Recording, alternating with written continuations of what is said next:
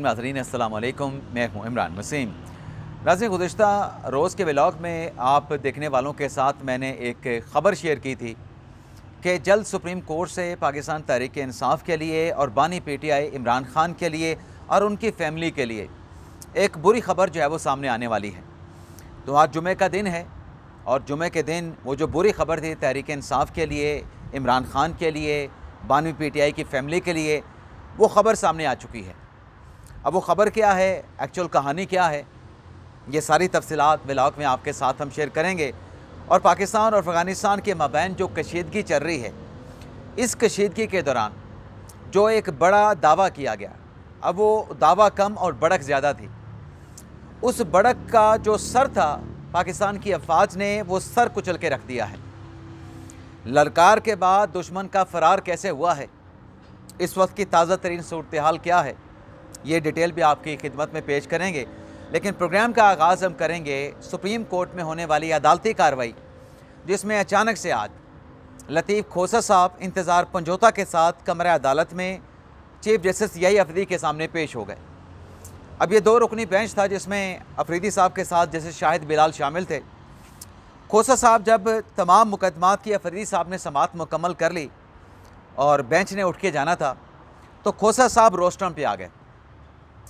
खोसा साहब ने chief justice से दरख्वास्त की कि हमारा जो मुकदमा है उसे समाअत के लिए आप मुकर्रर कर दें, जिस पर चीफ जस्टिस याही अफरीदी ने जवाब दिया कि जिस दरख्वास्त की आप बात कर रहे हैं, जो दरख्वास्त आप चाहते हैं कि समाअत के लिए मुकर्रर कर दी जाए, उस दरख्वास्त पे रजिस्ट्रार ऑफिस के एतराज़ात लग चुके हैं। अफरीदी साहब ने कहा कि ना सिर्फ दरख्वास्त पे एतराज़ात लग चुके हैं, बल्कि दरख्वास्त के साथ एतराज़ात के साथ वो दरख्वास्त आपको वापस भी की जा चुकी है, और जिस केस में आप वो दरख्वास्त दायर कर रहे हैं वो ता हुक्म सानी ऑर्डर किया जा चुका है, जुडिशल हुक्मनामा सामने आ चुका है कि वो ता हुक्म सानी जब तक इस्लामाबाद हाई कोर्ट फैसला न करे, सुप्रीम कोर्ट में वो दरख्वास्त ज़ेरे इल्तवा रहेगी। फिर लतीफ़ खोसा साहब ने दोबारा बात की, जिस पर जवाब में अफरीदी साहब ने कहा कि ऐसा कोई मुकदमा इमरान खान साहब का जिस पर कोई कार्रवाई हो सकती है, जिस पर कोई अदालती कार्रवाई आगे बढ़ा के कोई ऑर्डर किया जा सके, ऐसा कोई मुकदमा इमरान खान का सुप्रीम कोर्ट में ज़ेर इल्तवा है ही नहीं। जिस पर लतीफ़ खोसा साहब ने अदालत से दरख्वास्त की कि वो जो आपने सैनड आई ता हुक्म सानी मुकदमा मतलब एडजर्न किया है, उसमें हमने जल्द समाअत की दरख्वास्त दायर की है और आपने इमरान खान के इलाज का हुक्म भी दिया था। तो चीफ जस्टिस याही अफरीदी साहब ने जिस हुक्म का हवाला वो दे रहे थे लतीफ़ खोसा साहब, उस पर उनको जवाब ये दिया कि देखें, इस अदालत की जानिब से इमरान खान के इलाज का कोई हुक्म नहीं दिया गया। अगर खान साहब के इलाज की कोई यकीन दहानी करवाई गई तो वो हुकूमत की जानिब से यकीन दहानी करवाई गई थी। अदालत ने कहा लतीफ़ खोसा साहब से कि देखें, जिस ऑर्डर की आप बात कर रहे हैं वो हुक्मनामा आप पढ़ तो लें, उस हुक्मनामे को आप पढ़ेंगे तो सारी चीज़ें क्लियर हो जाएंगी। और फिर ये भी क्लैरिटी के साथ चीफ जस्टिस याही अफरीदी ने कहा कि इमरान खान साहब की सेहत का कोई मामला अदालत में ज़ेर इल्तवा नहीं है। जब ये बात क्लियर कर दी कि मुकदमा ज़ेर इल्तवा भी नहीं है, इमरान खान साहब की सेहत से मुतल्लिक़ अदालत कोई ऑर्डर जारी नहीं कर सकती, तो लतीफ़ खोसा साहब ने एक और कानूनी दलाइल वाला कार्ड खेल दिया। लतीफ़ खोसा ने कहा कि सियासी बुनियादों पे नहीं और कानूनी बुनियादों पे नहीं, हम तो इंसानी बुनियादों पर कहते हैं कि इमरान खान साहब को हॉस्पिटल में मुंतकिल कर दिया जाए, उनका चेकअप करवा दिया जाए। जिस पे याही अफरीदी साहब ने कहा कि इंसानी बुनियादों पर ही इमरान खान साहब का चेकअप करवाया गया था और हमारे सामने वो रिपोर्ट भी जमा करवाई गई थी। फिर लतीफ़ खोसा साहब ने अदालत की तरफ से जो जवाब आ रहे थे, जो सख्त मुकालमे हो रहे थे, लतीफ़ खोसा साहब ने कहा कि मेरी बात अदालत समझने की कोशिश करे। जिस पर शाहिद बिलाल साहब ने कहा, जज साहब ने, कि मैं आपको 1992 से जानता हूँ। जैसे शाहिद बिलाल साहब ने कहा कि आप क्या कहना चाह रहे हैं, आप कहाँ से बोल रहे हैं, ये सब पता है। फिर अफरीदी साहब के सामने इल्तजा की जनाब लतीफ़ खोसा साहब ने, जिस पर फिर याही अफरीदी साहब ने यह जवाब दिया कि देखें, आप सीनियर वकील हैं, आपको तरीक़ाकार का पता है, मुकदमा कैसे फ़ाइल होता है, दरख्वास्त समाअत के लिए फ़िक्स कैसे कराई जाती है, आप सीनियर वकील होने के नाते आपको ये सब बातें पता होनी चाहिए। यानी चीफ साहब उनसे ये कह रहे थे कि आप रजिस्ट्रार साहब के पास चले जाएं, उनसे जाके बात कर लें। उसके बाद जजेस भी उठ के चले गए। लतीफ़ खोसा साहब भी इंतज़ार पंजोता के साथ कमरा अदालत से बाहर आ गए। इतनी देर में सलमान अकबर राजा साहब भी एक और केस में मसरूफ़ थे। बलूचिस्तान की कौमी असम्बली का मुकदमा था, इलेक्शन पटिशन थी, उससे फ़ारिग हो गए। 12 बजे उन्होंने यहाँ पे मीडिया के साथ गुफ्तगू की। लेकिन इस दौरान जो मैंने कल आपके साथ ख़बर शेयर की थी कि जो तहरीक इंसाफ वालों ने सुप्रीम कोर्ट के सामने धरना दे के सुप्रीम कोर्ट पे चीफ जस्टिस पे दबाव बढ़ाने की जो एक हिकमत अमली, जो सियासी खेल खेला जा रहा है, या जो सियासी चाल चली जा रही है, या जो सियासी कार्ड खेला जा रहा है, ये सिर्फ आप लोगों की आसानी के लिए मैंने 3 से 4 मरतबा बताया। तो ये खेल इनको फ़ायदा नहीं देगा, इनका नुकसान होगा, क्योंकि चीफ जस्टिस याहिया अफरीदी साहब ने ऑलरेडी सुप्रीम कोर्ट में खान साहब के मुकदमात की समाअत करते हुए तहरीक इंसाफ को बहुत बड़ा रिलीफ दिया था। अब जो दरख्वास्त जिस पर कल भी मैंने बात की कि लतीफ़ खोसा साहब ने ओरिजिनल जुरिस्डिक्शन लिख दिया, वो दरख्वास्त तो सुप्रीम कोर्ट में आप फाइल ही नहीं कर सकते, क्योंकि सुप्रीम कोर्ट के पास से ओरिजिनल जुरिस्डिक्शन वाला अख्तियार ही 27वीं आईनी तरमीम में ख़त्म कर दिया गया। तो कैसे फिक्सेशन की जाए? और जो मुकदमा इस्लामाबाद हाई कोर्ट में पेंडिंग पड़ा है, इस्लामाबाद हाई कोर्ट का फ़ैसला होने से पहले सुप्रीम कोर्ट उस दरख्वास्त को टेकअप करके कोई ऑर्डर जारी नहीं कर सकते। अब कल की दरख्वास्त दायर की गई जो दरख्वास्त है, उस पर जो एतराज़ात हैं वो एतराज़ात सामने आ गए हैं कि खान साहब की जो दरख्वास्त है वो अदालत ने, सुप्रीम कोर्ट ने क्यों ठुकराई है।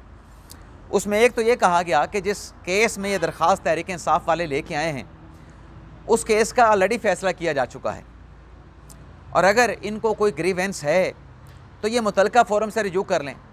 मुतलका फ़ोरम से इन्होंने रिजू नहीं किया, और फिर जो दरख्वास्त दायर की गई वो एडवोकेट ऑन रिकॉर्ड के बग़ैर ये सुप्रीम कोर्ट में दायर की गई। तो ये एतराज़ात लगा के इस दरख्वास्त को वापस कर दिया गया। लेकिन इसके साथ साथ एक डेवलपमेंट और भी हुई है। जब मीडिया के साथ लतीफ़ खोसा साहब ने गुफ्तगू की, तो लतीफ़ खोसा साहब ने कहा कि अगर ये अदालत इमरान खान का मुकदमा नहीं लगा सकती, इमरान खान को रिलीफ नहीं दे सकती, और मेरे ऊपर सवाल होता है कि मैं इतना सीनियर वकील हूँ, सुप्रीम कोर्ट में एक मुकदमा मैं समाअत के लिए मुकर्रर नहीं करवा सकता, तो ये जो इतनी बड़ी अदालत है, मुल्क की इतनी बड़ी जो कोर्ट है, इसको ताला लगा दें। भैया आप अदालत को आके बेशक ताला लगा दें, पाकिस्तान तहरीक इंसाफ को किसने रोका है? कोर कमांडर के घर में जो कुछ हुआ उससे भी किसी ने नहीं रोका था। उस पर फिर ये सवाल उठा था कि अगर 9 मई को लोग निकले थे तो सिक्योरिटी फोर्सेस ने क्यों नहीं रोका? भाई इसलिए नहीं रोका तसादम ना हो जाए। अब तहरीक इंसाफ सुप्रीम कोर्ट को ताला लगाना चाहती है तो बिल्कुल आए, आके सुप्रीम कोर्ट को ताले लगा दे।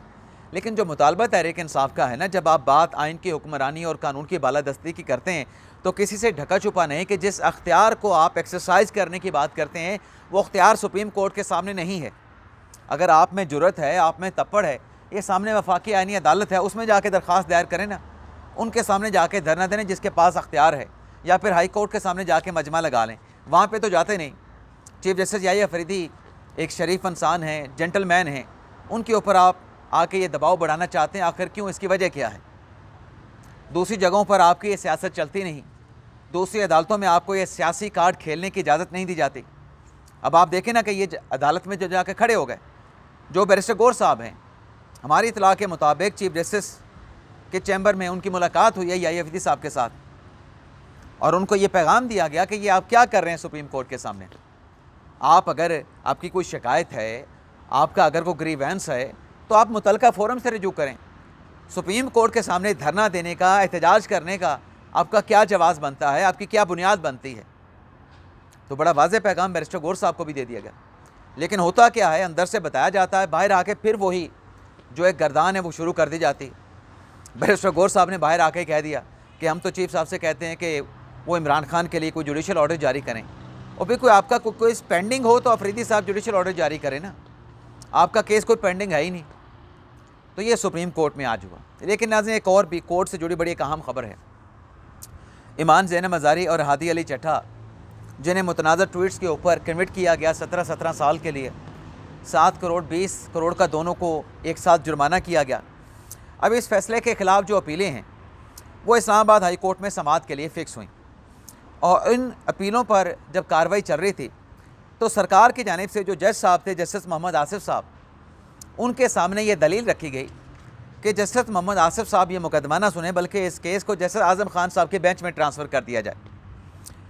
इसकी बुनियाद उन्होंने ये बताई, सरकार के वकील ने, प्रोसिक्यूटर ने, कि इसी नोयत के मुकदमात जो अपीलें ईमान की हैं, हादी अली चट्टा की हैं, जस्टिस आज़म खान साहब की अदालत में यही नोयत का, इसी नोयत का मुकदमा ज़ेर समाअत है, बल्कि पूरा बंच वहाँ पर लगा हुआ है। तो रियासत अली एजाज़ साहब, जब सरकारी वकील ने यह बात की तो ईमान और हादी के वकील रियासत अली आज़ाद ने मुखालफत कर दी कि ये सरकारी वकील जो मुकदमे को आसिफ साहब की अदालत से आज़म खान साहब की अदालत में ट्रांसफ़र करने की बात कर रहे हैं, हम इसकी भरपूर मुखालफत करते हैं। रियासत अली आज़ाद साहब ने कहा कि यह मुकदमा जस्टिस आसिफ साहब की अदालत में ही सुना जाए, रियासत जज साहब पे कैसे एतराज़ कर सकती है। अब ये जो रियासत अली आज़ाद साहब हैं जिन्होंने अदालत में ये भी कहा कि हमें इस अदालत पे जस्टिस मोहम्मद आसिफ साहब पे मुकम्मल एतमाद है, हम सिर्फ इतना चाहते हैं कि आप इस मुकदमे की आज की अदालती कार्रवाई को बेशक एडजर्न कर दें, लेकिन ईद से पहले कि आप कोई तारीख़ दे दें, ईद उल फितर आने से पहले कोई आप इस केस की तारीख़ दे दें, ये हमारे लिए बहुत बड़ा रिलीफ होगा। अब यही जस्टिस मोहम्मद आसिफ थे, जब उनके बेटे से की गाड़ी से टक्कर हुई थी 2 बच्चियों की, और वो बच्चियां एक्सीडेंट में मारी गई थी, तो रियासत अली आज़ाद साहब जिस कम्युनिटी का दिफा कर रहे थे, मैं ईमान की बात नहीं कर रहा, मैं हादी की बात नहीं कर रहा, मैं पूरी इंटायर कम्युनिटी की बात कर रहा हूँ, उनकी जानिब से जस्टिस मोहम्मद आसिफ के ख़िलाफ़ सोशल मीडिया पे क्या कैंपेन चलाई गई, सोशल मीडिया पे जस्टिस मोहम्मद आसिफ के बारे में क्या कहा गया। आज उसी जज के ऊपर रियासत अली आज़ाद साहब एतमाद का इज़हार कर रहे थे। फिर सहाफ़ी से जज साहब ने इस्तफसार किया जस्टिस आसिफ साहब ने कि क्या इस नौयत का मुकदमा आज़म साहब की अदालत में है, जिस पर सहाफ़ी ने बताया कि ये मुकदमा ईमान का हादी का सबसे पहले आपकी अदालत में मुकर्रर हुआ, हमें नहीं मालूम कि आज़म साहब की अदालत में ऐसा कोई मुकदमा है या ऐसा कोई मुकदमा नहीं है। तो उसके बाद रियासत अली आज़ाद साहब ने कुछ और बात की, जिसके बाद जज साहब जो हैं जस्टिस मोहम्मद आसिफ साहब, वो अपने कुर्सी से उठकर चैम्बर में जाने लगे, तो उनकी तरफ से कहा गया कि इस मामले को देख लेते हैं। तो रियासत अली आज़ाद साहब ने कहा कि हमें कोई तारीख़ चाहिए, तो आप कोई तारीख़ दे दें, क्या हमें तारीख़ आज मिल जाएगी। तो जस्टिस मोहम्मद आसिफ साहब ने कहा कि बिल्कुल तारीख़ आपको आज मिल जाएगी, या मेरा ऑर्डर आएगा तब आपको तारीख़ मिल जाएगी।